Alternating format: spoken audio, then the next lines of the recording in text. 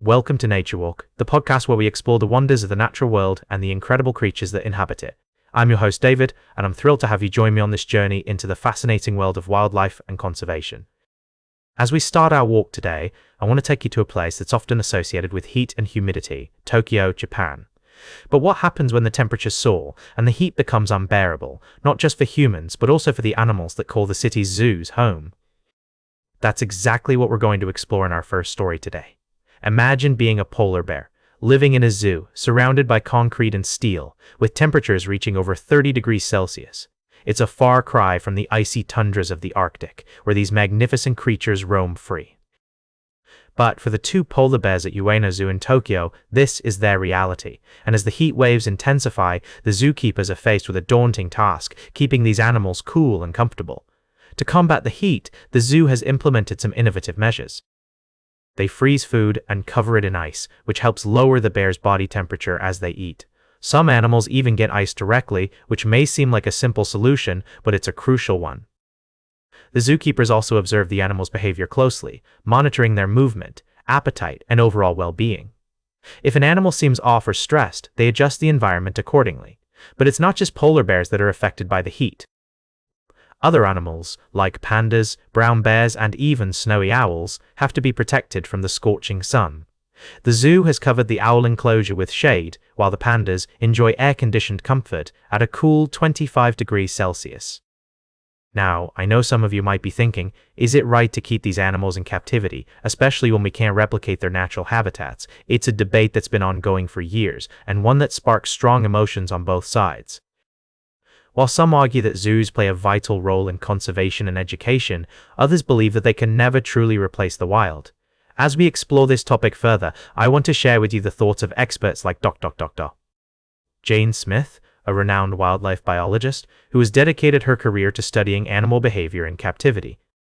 She notes that zoos can be an important tool for conservation, but it's crucial that we prioritize the welfare and well-being of the animals. We'll delve deeper into this conversation with Dr. Sue Smith and other experts in future episodes, examining the complexities of zoos and their role in protecting threatened species. For now, let's take a moment to appreciate the dedication and hard work of the zookeepers at Ueno Zoo, who are doing everything they can to ensure the animals in their care stay safe and healthy during these sweltering summer months. We'll be right back with more fascinating stories from the natural world on Nature Walk. Welcome back to Nature Walk. I'm your host, David. As we continue our journey through the natural world, we're going to delve into a story that highlights the intricate and often complex relationships between humans, animals, and the environment. Today, we're going to explore the resurgence of rabies in wildlife populations across the United States. Pause for a brief musical interlude. Rabies, a viral disease that affects the nervous system of mammals, has been a long-standing concern for public health officials and animal lovers alike. While vaccination efforts have largely eliminated the canine strain of rabies from domesticated dogs, the virus persists in wildlife populations, posing a significant threat to both animals and humans. According to recent reports, there's been a notable increase in confirmed cases of rabies in wild animals, particularly in areas where urban growth has encroached upon natural habitats. In Franklin County, North Carolina, for example, the number of confirmed cases has doubled over the past year, with experts attributing this surge to the increasing proximity between humans and wildlife. Soft, contemplative music plays in the background. As we explore this story further, it's essential to recognize that rabies can manifest in different ways, depending on the animal species and strain. While many people expect a rabid animal to be aggressive and vicious, some infected animals may exhibit unusual behavior, such as excessive friendliness or docility. This was the case with a raccoon that appeared on a family's front step, only to be later confirmed as having rabies. Pause for emphasis. The consequences of rabies can be devastating, not just for the animals involved, but also for humans, who may unknowingly come into contact with infected wildlife. In some cases, people have died from rabies without even realizing they had been exposed. It's a sobering reminder of the importance of vigilance and responsible animal ownership. Transition to a more upbeat tone. On a related note, veterinarians are sounding the alarm about vaccine hesitancy among pet owners, which could lead to a decline in vaccination rates and an increased risk of rabies transmission between dogs and their owners. As Dr. Gabriela Motta, a veterinarian from Pennsylvania, notes, If we continue to see plummeting vaccination rates or increasing vaccine hesitancy, are we going to see more pets, and not just wildlife, affected by rabies? Closing music begins to play.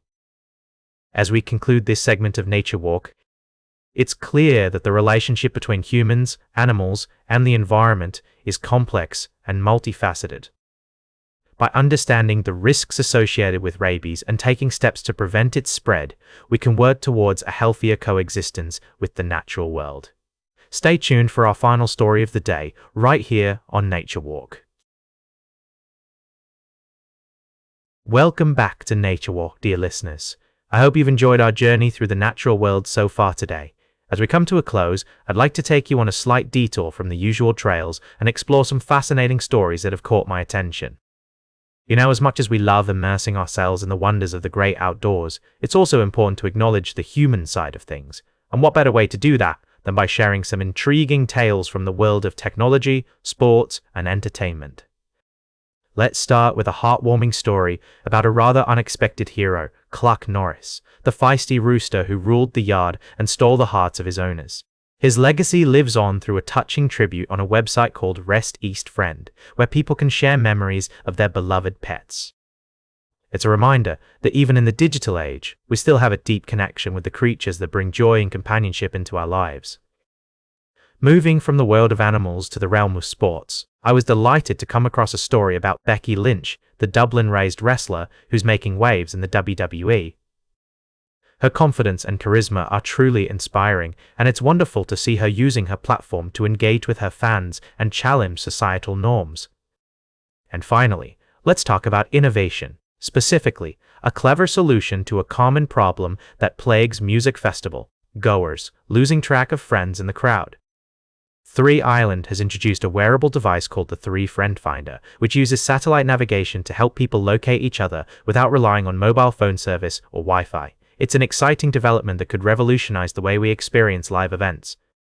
But what does this have to do with nature, you might ask? Well, my friends, it's all about connection, whether it's between humans, animals, or our environment.